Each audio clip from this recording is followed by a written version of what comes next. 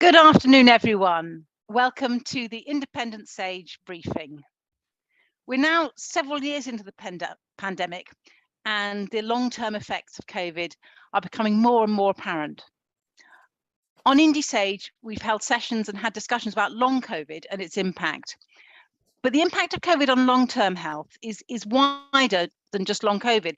It's this that's going to be the subject of our discussion today. How does COVID affect the health of our population? We've got three wonderful guests today, Professor Nish Chaturvedi, Dr. Ray Duncan, and Dr. Graham Lloyd-Jones. Very warm welcome to all of our guests. Before we get to the main discussion, I'm going to invite Dr. Duncan Robertson to present the latest COVID numbers and trends for us today. Over to you, Duncan. Thank you very much.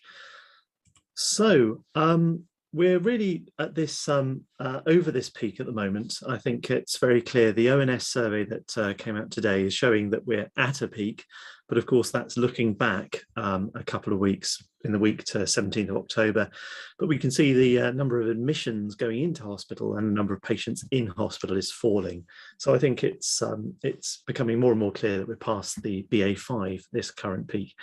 What we are seeing though is we're seeing a proportion of BQ1 and BQ1.1 is increasing. So that potentially could be the new variant that is next to come along, and we'll have a quick talk about that.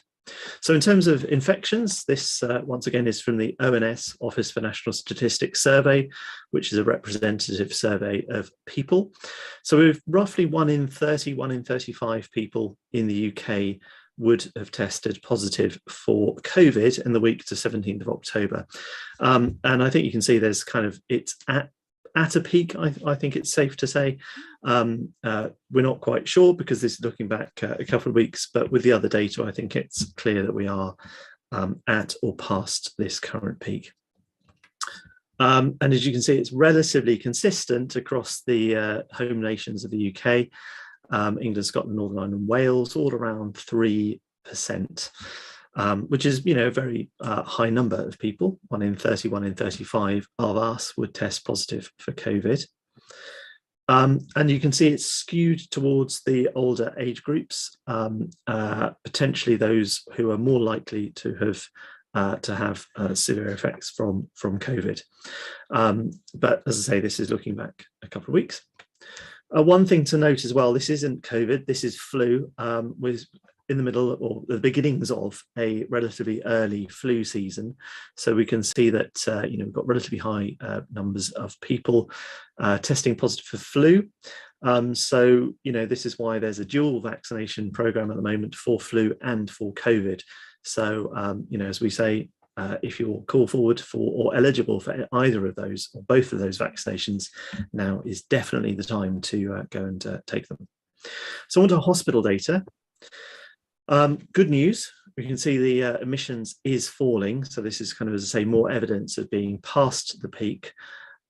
So good news here, but we're still, once again, seeing there is a consistent number of people going into hospital. It's not down to zero as we saw in the 20 and 21 summers. So we are seeing this pressure on hospital admissions. This is for Scotland, Wales and Northern Ireland. So we can see there all seem to be falling, which is good news, with Scotland admissions slightly higher, but of course there are different ways of measuring these in the different home nations. And this is looking at splitting it over 65 and under 65. This is the 7-day average of people being admitted. So both of those are thankfully falling. This is data for England. And as well as number of people going into hospital, the number of beds being occupied by COVID patients is falling as well. So all positive signs. And this is splitting it in terms of people being treated with COVID and being people being primarily treated for COVID. So both of those are falling. The one area where we're not quite so sure about the fall is people in mechanically ventilated beds, but hopefully, fingers crossed, we may see this falling in the weeks ahead. So one thing to think about is how are people responding to the wave that has just peaked.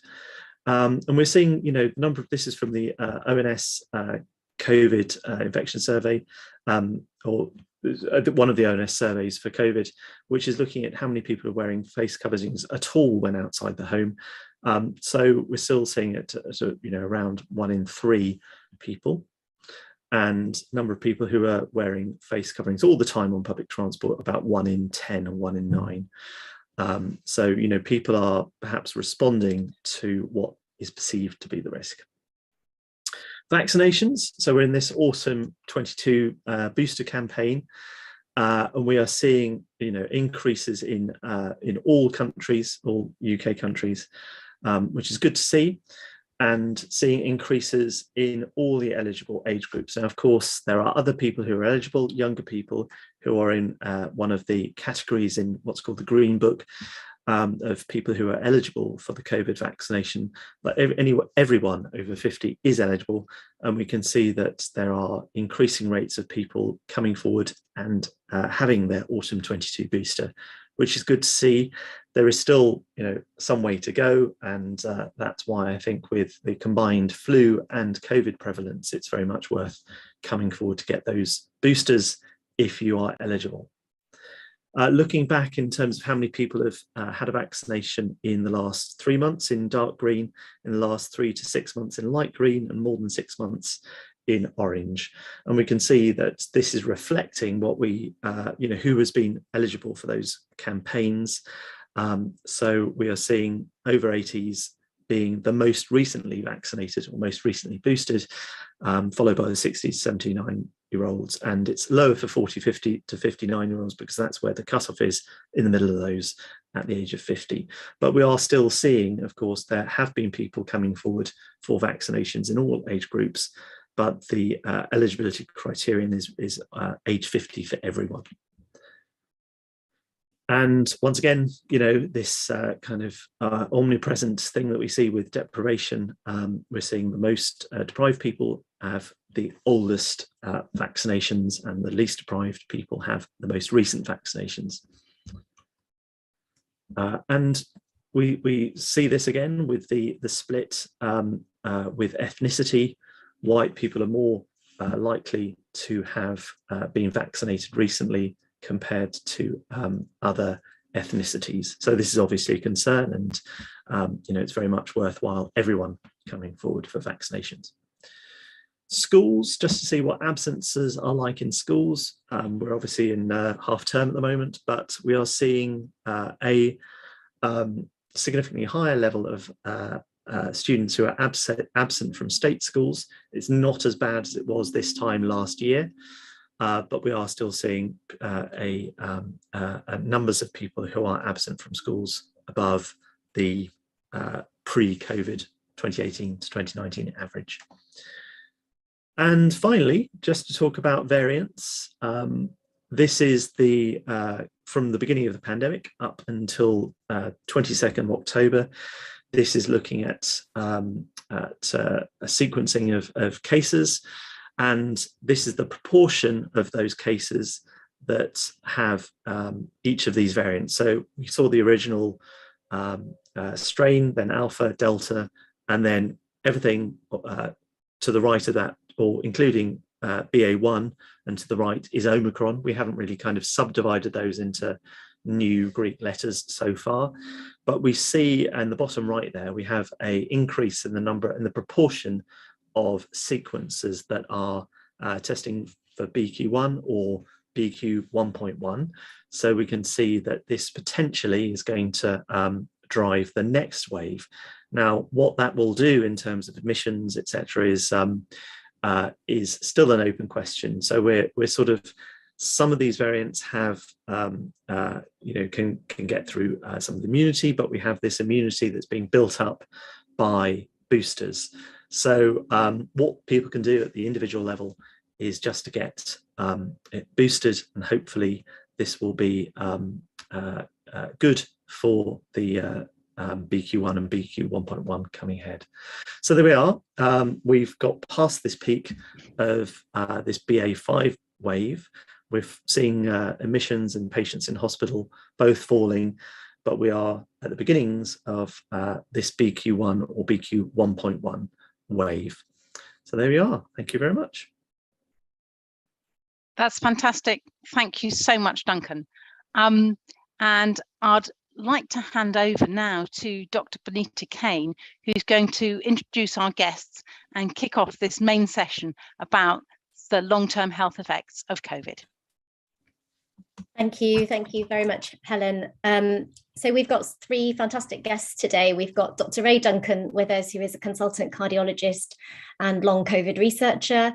We have Professor Nish Chaturvedi, who's a clinical epidemiologist at University College London. And we also have Dr. Graham Lloyd-Jones, who's a consultant radiologist who's got a special interest in lung disease and COVID-19. So I'm going to go straight to Graham to start with.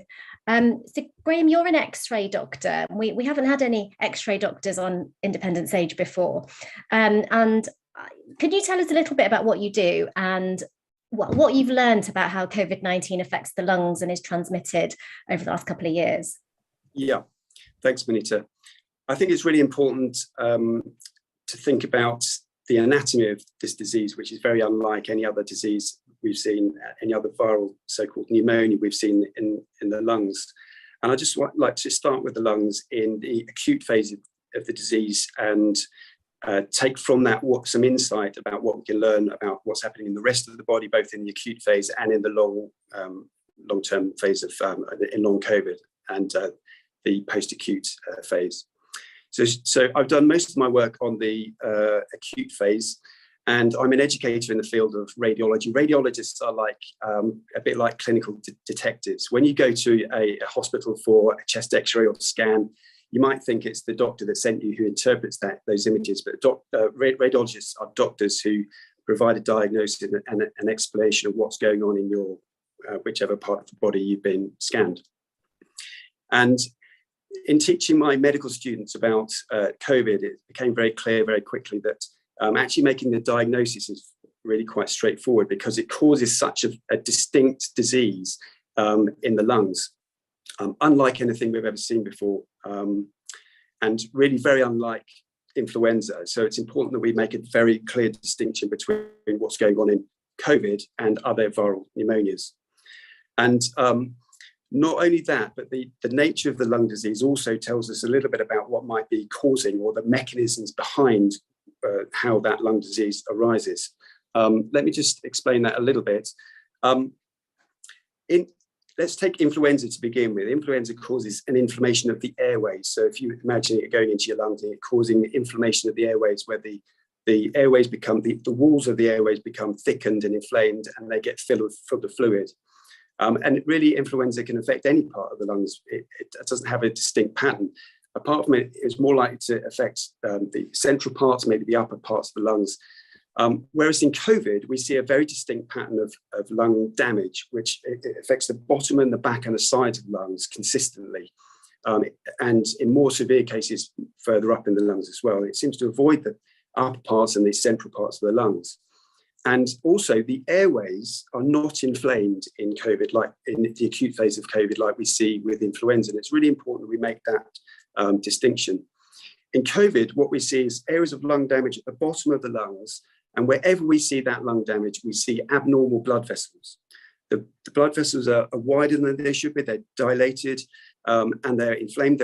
Some of them look even twisty and they're clotted. Now, sometimes we see the clots visibly with certain scans that we do to look for emboli and thrombus and that sort of thing. But even whether or not we see those clots, we still see that same pattern of lung disease, of lung damage, clotting and inflammation in the blood vessels. And we can see airways all the way through these areas of lung damage, even less than a millimeter, going even sometimes all the way through the areas of lung damage. And so all of the lung damage is about what's going on in the blood vessels. And it's in the back and the bottom of the lungs that are damaged. So that really, in trying to diagnose the disease, it's very straightforward, but also it might tell us a little bit about how the virus might be getting to the lungs.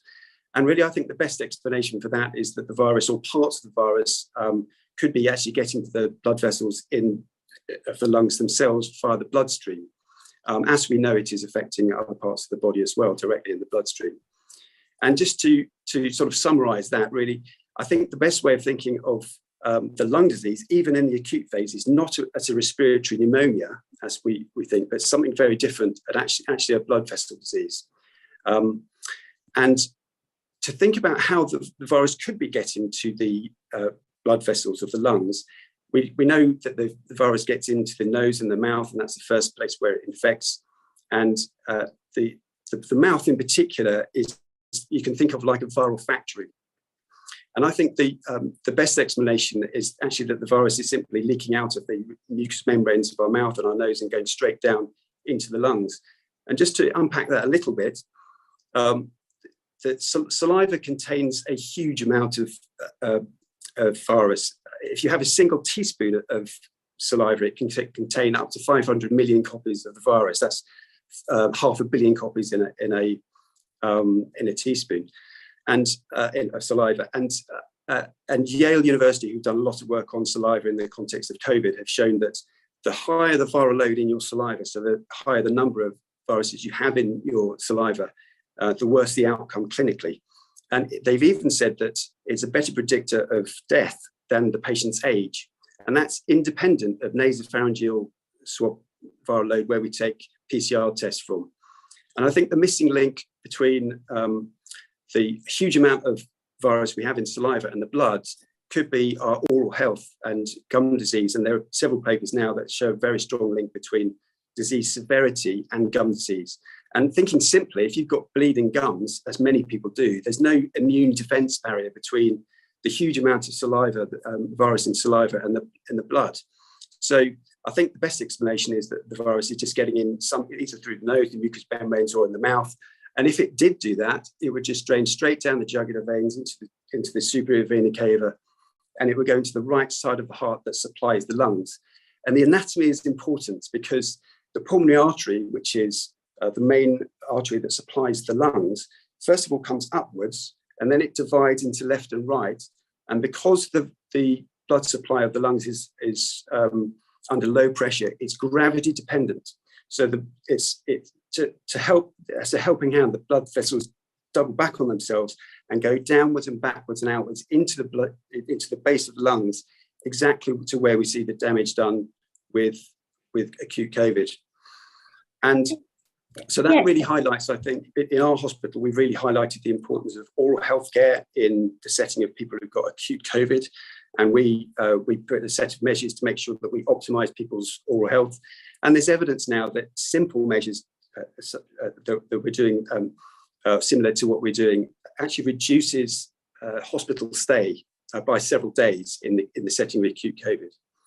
And just to mention... Sorry, yeah. I just want to say thank you. I mean, you've explained some really complicated concepts there really simply. So thanks for that. So just to be really clear, what you're seeing in COVID, when you've studied thousands of these images at this stage, I would say, is that the airways themselves, that whether the air goes down, are quite clear, not inflamed, and it seems to be the blood vessels around the edges and the back of the lungs. And we think the mouth is a really important reservoir for the virus, and it might be getting straight into the bloodstream.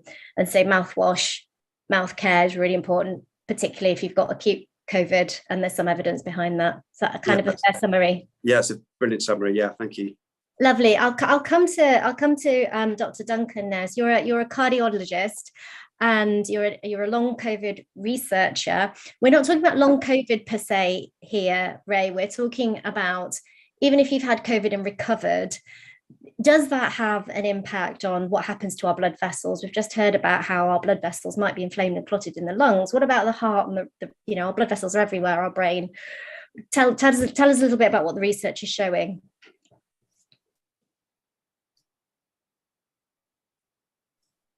Just muted, Ray. Can you hear me now? We can, yeah. Hi there, everyone. Sorry about that. So the answer to that, the simple answer is yes. Yes, it does have an impact. What I'd like to do, I find it easier to explain things with a little diagram. So if you have no objection, I'm just going to show a couple of slides. Would that be okay? Yeah, please do.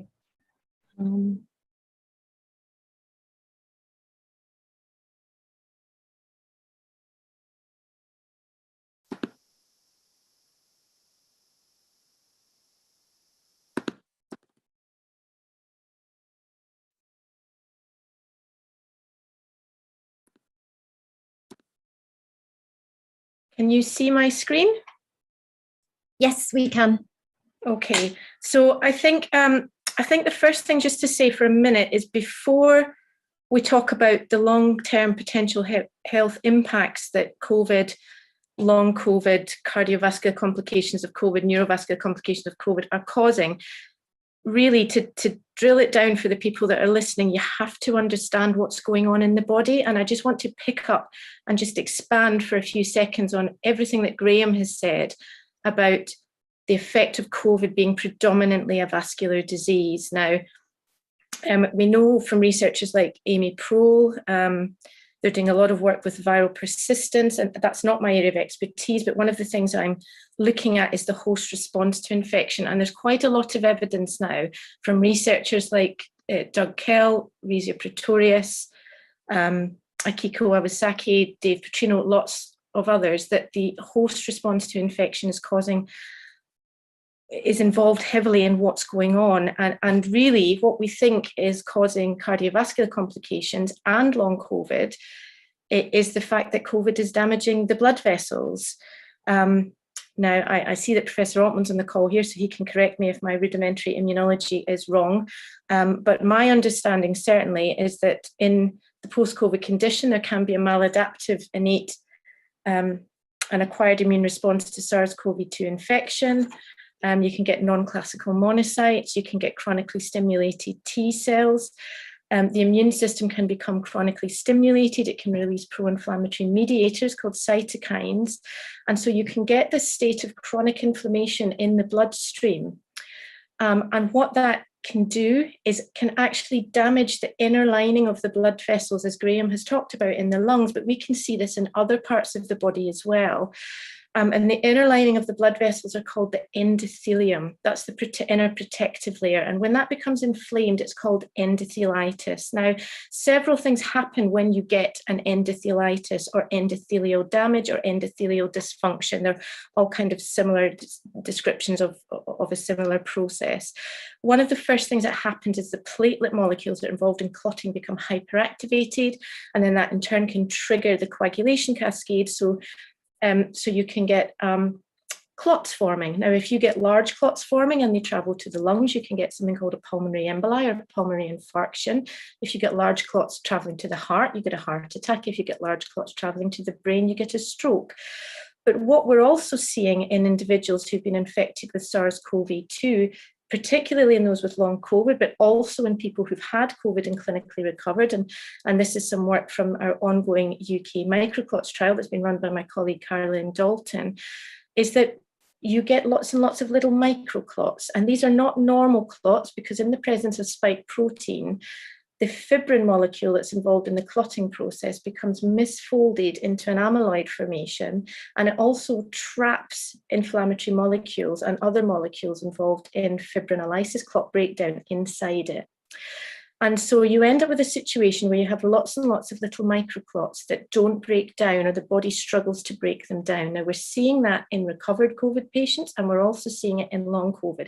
It appears to be more in long COVID. And what we think may be happening is that when you make too many of these little microclots, they're becoming sequestered or stuck in the little capillary vascular beds. You have millions of little capillaries in your organs and obstructing the blood flow.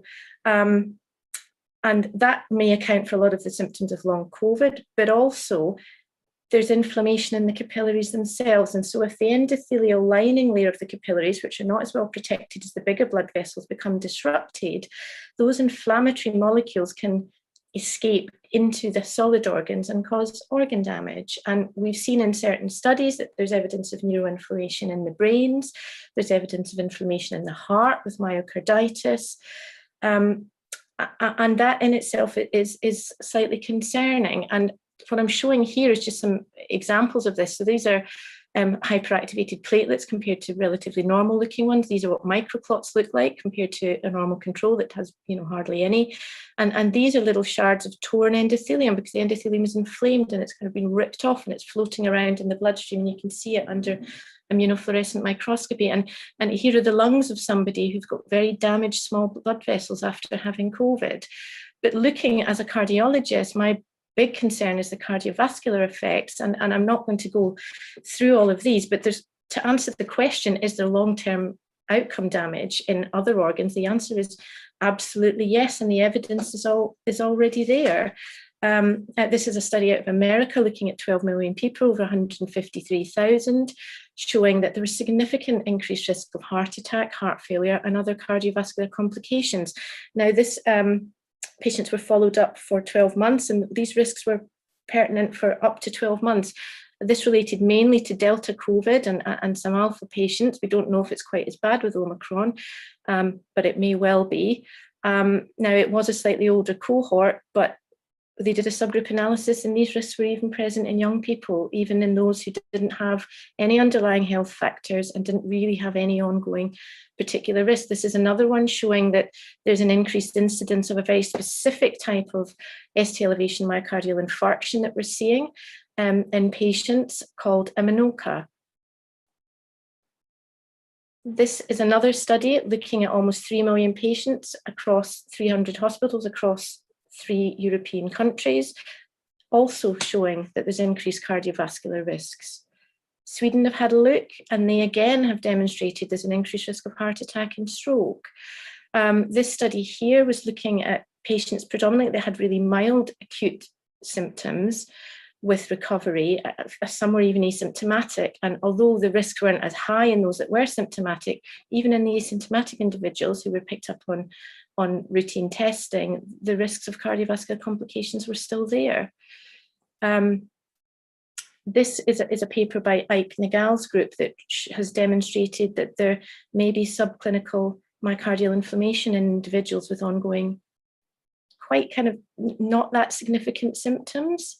And this is from the UK, which has just been published only a few weeks ago, looking at our own UK biobank, and again demonstrating that the risk of death following COVID from cardiovascular complications and others is much higher in hospitalised patients, but even in non-hospitalised mild COVID, and I really don't like the term mild COVID because we have no idea what the long-term consequences are. We need to get away from this narrative, but the risk was of all-cause mortality was 10 times more than in uninfected controls.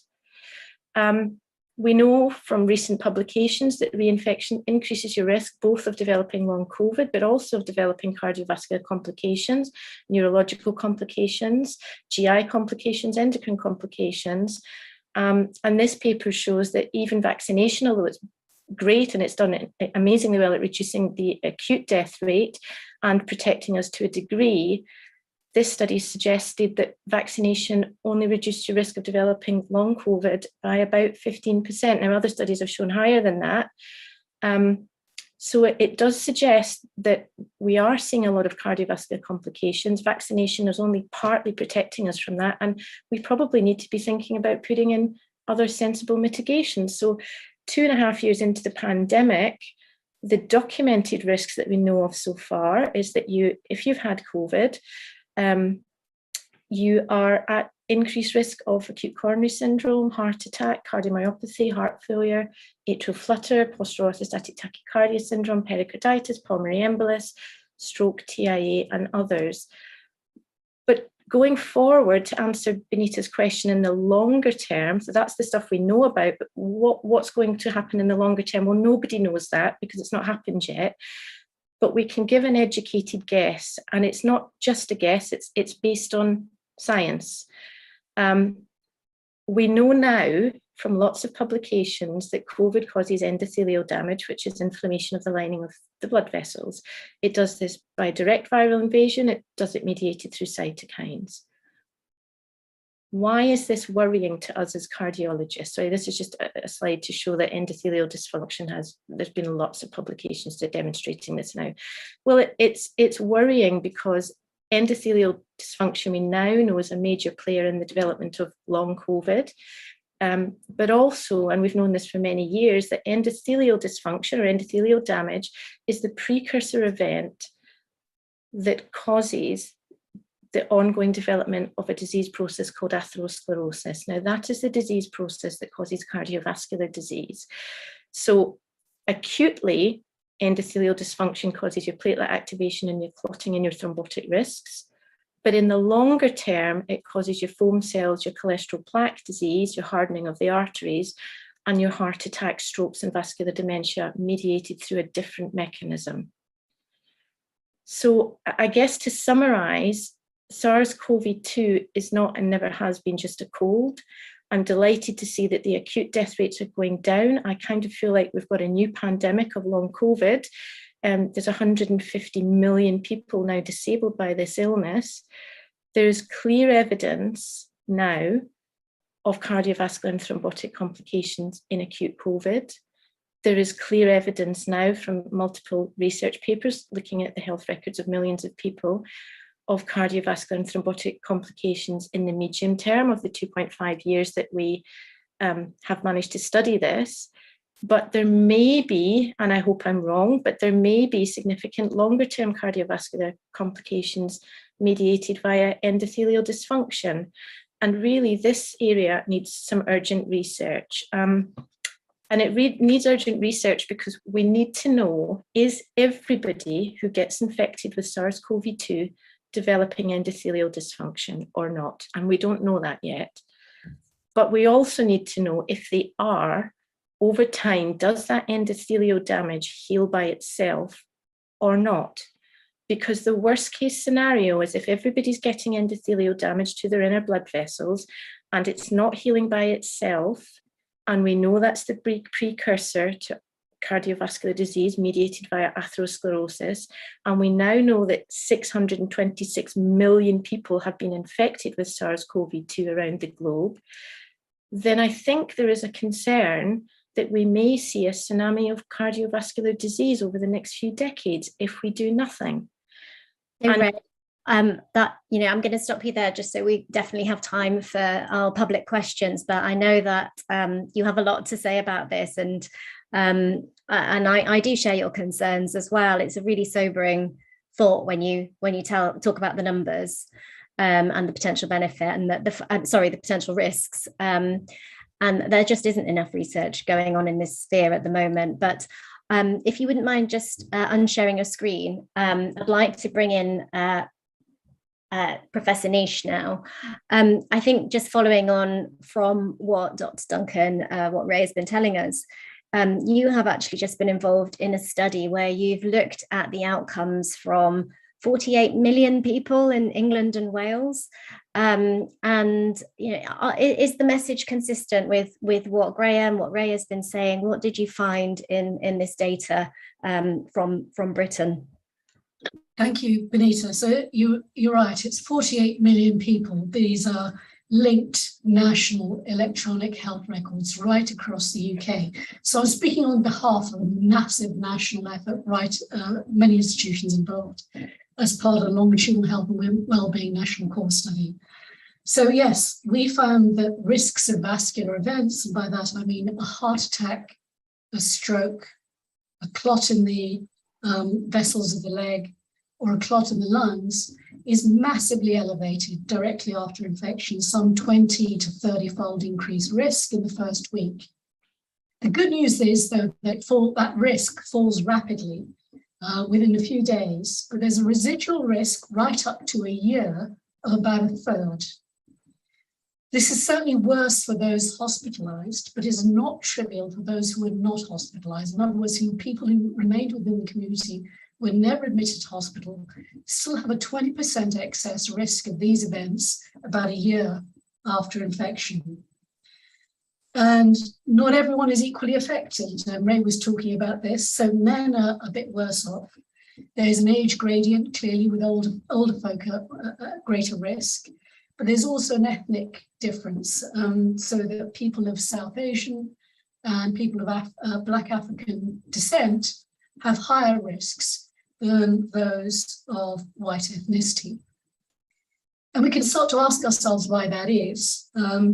We did take account of things like medication, pre-existing disease, demographic factors, smoking, and so on, things that might increase your risk both of COVID and of cardiovascular disease. But these risks that I'm talking about are independent of that. So there's something else going on, and conversations you've had with Ray and Graham can tell you what those underlying mechanisms are. It's worth saying also that particularly in hospital, where everyone was being tested for COVID, it could be that COVID was the innocent bystander, if you like, that they did really come in with this vascular event and just happened to have COVID. But certainly the persistent excess is not accounted for by that. It's also worth remembering that COVID increases the troponin levels in the blood, and troponin is seen as a biomarker for a recent myocardial infarction. So there could be a bit of misdiagnosis going on there. But having said all of that, clearly the mechanisms that Ray and Graham have talked about are playing here and causing this persistent excess risk in people who've had COVID. And one thing I'd also like to say is that we have seen this before with flu and pneumonia pandemics, that we do see an excess risk of these vascular events immediately after infection. What we haven't been able to do is to look at the long-term effects. And because we've had this really unprecedented level of testing for COVID right across the population, we've had these linkages in place. The UK is particularly and uniquely placed to answer some of these really important public health questions. Thank you very much. I think it's incredible work to be able to look at 48 million records and give us those messages. Was it just adults that you looked at? Was there a signal in children at all? We didn't look at children, and the numbers would be a little bit too small, but no, we just looked at adults. Okay, thank you. And I guess just to the panel in general, I suppose the question is, is there anything we should be doing differently at this stage? I know urgent research is needed, but I wonder, Ray, do you have any thoughts on just in the next couple of minutes before we finish for the public questions, kind of what should we be doing differently? Well, I think having listened to everything that we're seeing, and I feel like the three of us are giving a consistent message here, we know that reinfection increases your risk of all of these things. And we know that your risk of reinfection increases if you have absolutely no public health mitigations in place, if you have absolutely no protections in place for children in schools. And one of the things we need to look at is endothelial damage in kids, because there is some early evidence suggesting it might be present even in our children. There's some early evidence suggesting lung damage subclinically in our children. There's some early evidence suggesting an increased risk of diabetes in our children. And this, to me, is very concerning, because we were told at the beginning, kids, don't worry about the kids, they're not going to get infected, they're not going to transmit, they're not going to get sick. And we know that as time has gone on, all of that has shown to be incorrect. And now we're beginning to see that there may be subclinical organ damage in our kids. So one of the things that I think needs to happen, and I think there needs to be some very sensible public health discussions, potentially even at a global level, of trying to prevent the risk of reinfection, because that will reduce the risk of long COVID, it will reduce the risk of cardiovascular disease, it will reduce the risk of neurovascular disease, and having those in place until we can figure out how bad this is actually going to be and what we need to do to try and prevent it. Now, vaccination is great, but it's not enough. We know that because we're already seeing the long COVID numbers going up despite people being vaccinated. And we're also seeing increased risks of cardiovascular complications in those that have been vaccinated who get reinfected. So one of the things I think needs to happen is, I think we need to clean up our air. We did it years ago with our water supplies. We would now never knowingly allow any of our citizens to drink out of a tap that's infected by cholera. But at present, we are knowingly allowing our citizens and our children to go into school buildings that are poorly ventilated and breathe in a CDC level 3 biohazard that's airborne. And we already have the data telling us that putting simple measures like HEPA filtration, air filters into schools reduces the risk of COVID outbreaks 12-fold. And there's a new paper just being published, I think it's in preprint, looking at doing the same in hospitals and showing that, and obviously patients in hospitals are very, immunocompromised, medically vulnerable, likely to have worse outcomes if they catch COVID in hospital. So to me, that this seems the most obvious first thing to talk about. But while we're doing it, I don't know if you've seen that WHO Europe just yesterday put out a new public health poster asking people to mask with an FFP3 mask. Thank you, Ray. And I think that's kind of just sensible advice. I think just trying to avoid getting reinfected is the one thing everybody can do. What damage is done, and research will hopefully show us a way forward with regards to cardiovascular risk, etc.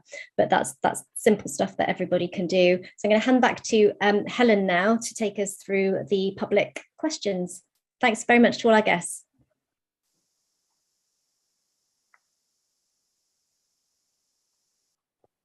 Microphone back on. Hello, thank you, Benita, and thank you to all our guests for really, really interesting presentations. We're going to go to our public questions now. And first of all, we have Anne Ashworth, who's joining us to ask her question. Anne, are you there? Would you like to ask your question? Thank you very much, and thank you for the invitation and for all your hard work, all of you. My question is, what is the number of UK excess deaths since the start of the pandemic, and how does the UK compare to other countries? Right, who would like to answer that? Who's got the numbers at their fingertips? Anthony Costello, please tell us. I am, as you know, no expert on this, but I was looking at the figures this week by chance. And very roughly speaking, if we express it as the number of deaths per million population, United States and the UK are pretty similar at around 3,100 per million deaths. And some European countries are substantially less, others not very much less. But if you go to the East Asian countries and you look at Japan, South Korea, Thailand, they're all at around about 400, maybe 500 per million. So there's a six-fold difference between the East Asian countries that went in for proper and sensible public health measures from day one, and the countries like the US and the UK that did not do that. So a six-fold difference. Now, China claims it's only got 4 deaths per million.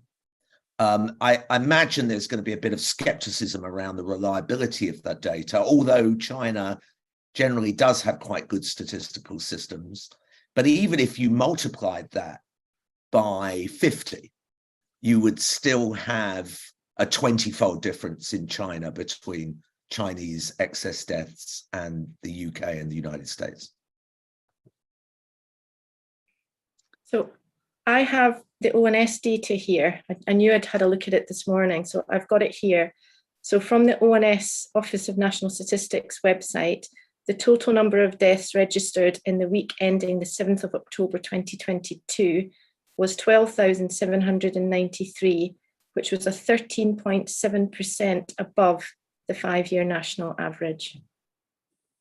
So an excess death of 1,538, according to the ONS website. So is that a week? That was for the week, I think. Yeah. So it's not only that we have a lot of excess deaths, that we're continuing to accumulate excess deaths, even now that the pandemic is over, according to many people. Thank you very much. Anne, did that answer your question? Yes, thank you. Thank you very much indeed. Right, I'm going to go on to the next question, which has been sent in by Mihaly Akos. And I think we may have already answered this to a certain extent, but there may be more to add. Many people in healthcare have anecdotally noticed an uptick in the number of patients having heart disease and stroke since COVID and before vaccination. Is there any data to support this? Is anyone tracking the link between COVID and cardiovascular disease and looking into how it might precipitate these? Yes. I think the answer is yes, and we've kind of covered it already, but I don't think anyone would like to add on that particular question. Professor Greenhalgh. Yeah, hi. It's a great question because epidemiologists look at populations and they can plot patterns and they can say, you know, statistically, overall, there isn't any doubt that cardiovascular disease has increased in people who've developed COVID. But what you can't do is look at an individual person who's had some kind of event like a heart attack or a stroke and say, for that individual person, this must have been COVID that caused it, because correlation is not causation. In other words, just because two things might happen, someone has COVID and then a bit later they have a heart attack, it doesn't mean the COVID necessarily caused the heart attack. And so what we need to do is look at a population level and we can say that that increases the risk. The other example that we talked about a bit in this session is diabetes in children. Look, a few children used to develop diabetes before COVID existed.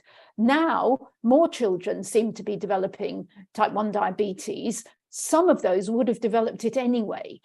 So I think we do need epidemiology, but we also need to think, you know, in an individual person, you can never be 100% sure that it was the COVID that caused that. And I'm now going to invite the epidemiologists to correct if anything I've said isn't quite right.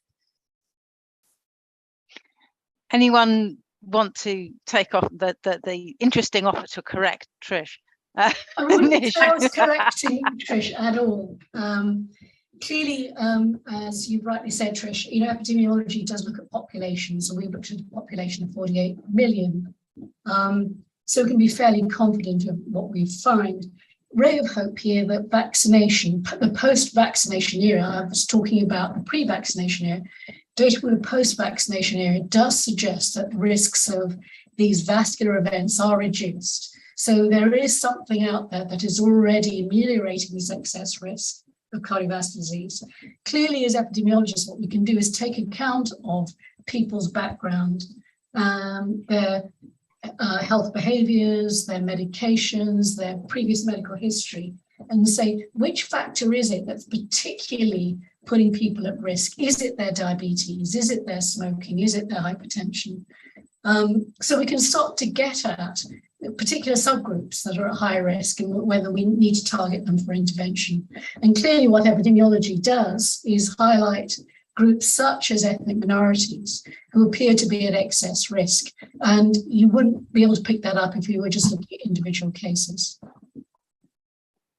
Oh, and Anthony, you wanted to... Just quickly, I wanted to ask a question of Ray and Nish. Are there any clever new techniques and scans to look at endothelial dysfunction, that is the inner lining of the thing, because that's what we want to know about in children and adults and monitor them long term? Yeah, so that was exactly what I was just about to say in response to what Tricia and Nish were saying. And one of the things I was going to say is, you're absolutely correct. Because it's there doesn't mean it's causal. But one of the things I found quite interesting, Trish, was I don't know if you've seen the NACME registry data coming out of the States from the North American Angioplasty Society. So in the UK and in the US, we have a database of every single STEMI, that's ST elevation, myocardial infarction. Those are the really big, dangerous heart attacks that happen. Sorry, I'm not explaining that to you. I'm explaining it for I know you know what that is, but for the purposes of... Useful to have a reminder, though. Thank you. So, and what we're seeing is that there's an excess of MINOCAs. Now, MINOCAs are, when we rush these people to the cath labs and we put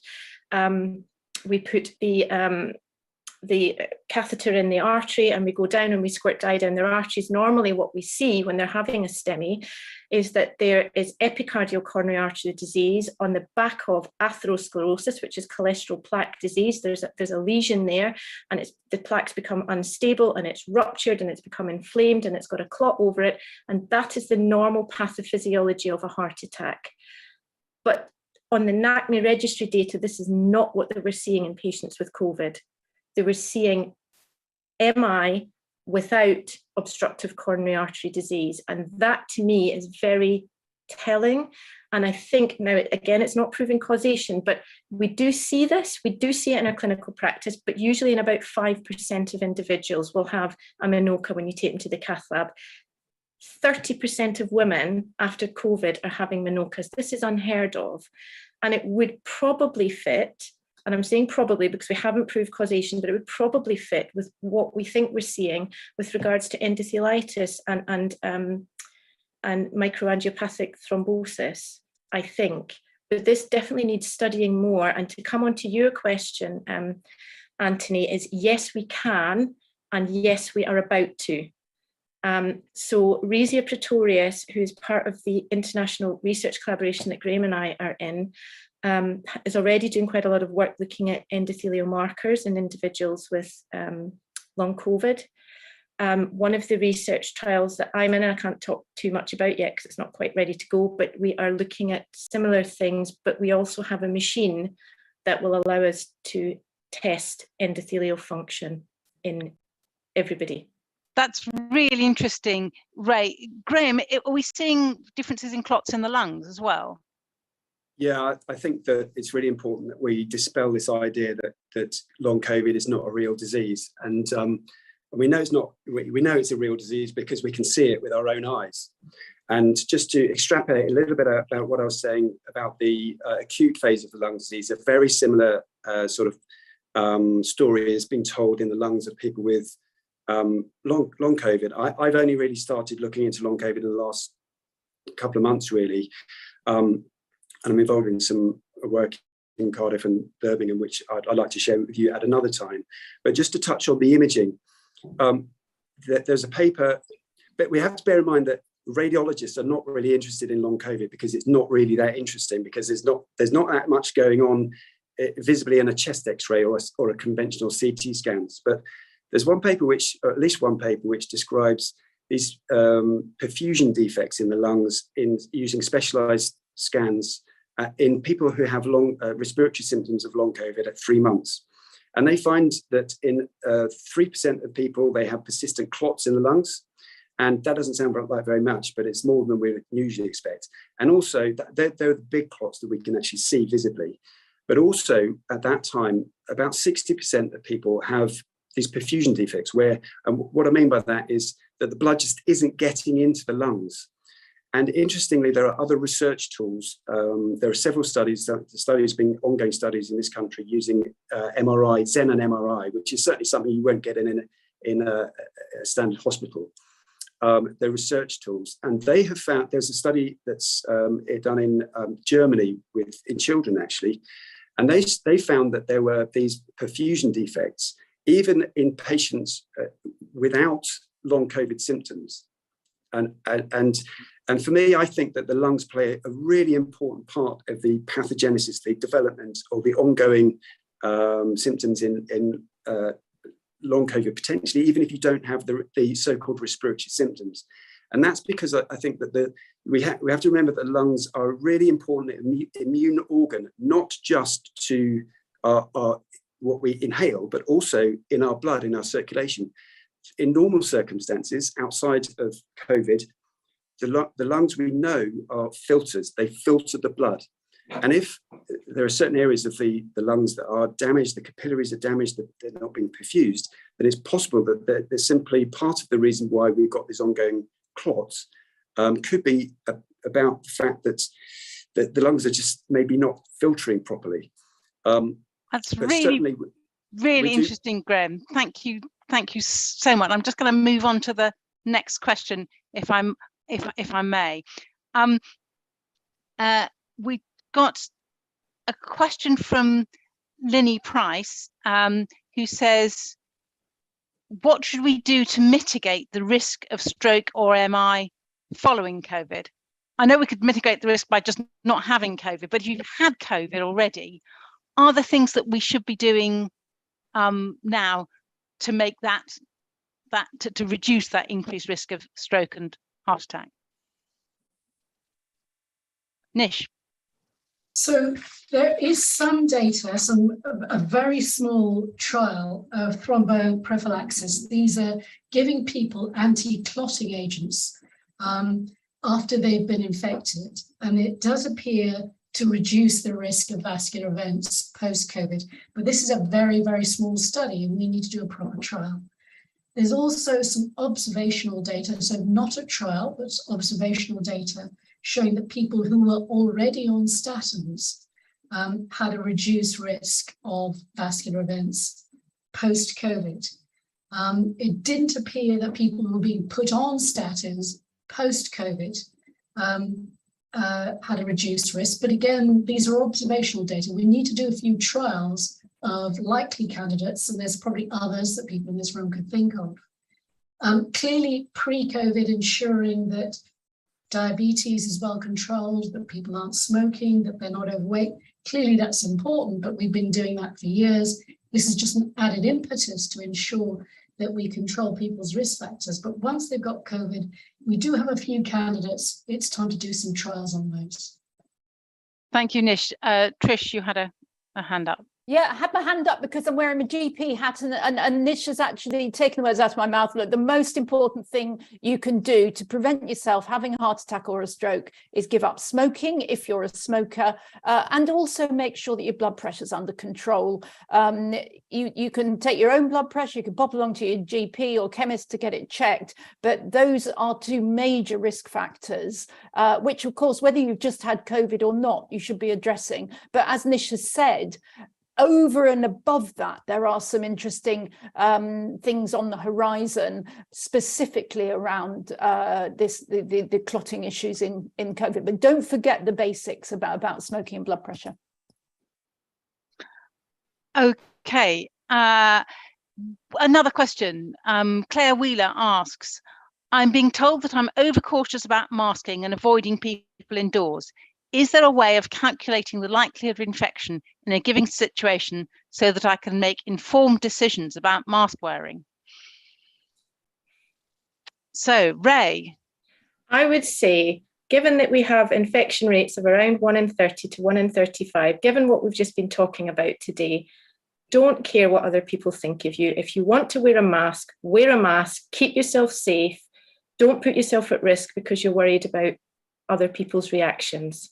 Do what's right for you. Okay. Anyone else like to add to that very sensible message? Trish. Yes, so I worked with some aerosol scientists in the States, and we wrote a paper about this, and we also turned it into lay language, because actually most of the paper was written by very mathematically oriented people who kind of measured the volumes of rooms and the speed of gas molecules kind of whizzing around the room and things like that, and it had a lot of equations in it. So we wrote an article which was published in The Conversation, and I'm sure we can make that available on the Independent Sage website. But the idea is that the more people in the room, the smaller the room, the less well ventilated it is, the more likely you are to catch COVID, especially if there's a lot of COVID about. And as the questioner rightly says, it will be really good to be able to calculate that. But I went in the supermarket this morning, very early in the morning, before anyone had been in there, and it was very unlikely that there was COVID in the air. On the other hand, if I'd gone into a tiny little shop that was full of people that were coughing, that would be a different matter. So if we make that article available, there's a little chart you can look it up on. So I hope that's helpful. Okay, I think we've got time to squeeze in one more question, which is from Matthew Jenkins, who says, what level of protection do 5 to 11-year-olds who are recently double vaxxed with Pfizer monovalent vaccine have against the new variants? An especially important question for children in high-risk groups. Also, what is the government's plan for boosters for children already aged 5 to 11? So, Sheena, can we come to you? Okay, so the good news is that they should have neutralizing antibodies that can protect against infection if they've been vaccinated. There's been a recent study, I think just out in the States, that was looking at their version of the bivalent vaccine. And you still get the boost effect, but they weren't actually seeing that big a difference in protection versus the original strain. So the boost effect does seem to work. So I think that tells you that the original vaccines are still pretty good. The only difference is that they seem to give slightly broader protection, so they can see a little bit kind of a wider area of the virus, as it were. In terms of a long-term strategy for age 5 to 11, unfortunately at the moment there is not a long-term strategy for that age group. The Committee for Vaccination and Immunisation only offered this as a non-urgent offer that was kind of very low level, kind of offered around Eastery time, and they haven't got any plans, as far as I'm aware, to renew that offer. But hopefully they will continue to look at the data and they will change their minds. And I really, really hope they do. And they're listening to sessions like this, which really provide a compelling case for vaccinating and protecting our children. Thank you. And on that optimistic note, I'm going to say thank you very, very much to all of our panel, and especially to our guests, Graham Lloyd-Jones, Ray Duncan and Nish Chaturvedi, for I found a really, really fascinating session. Indie Sage will be back at the same time next week, and we look forward to seeing you then. Thank you.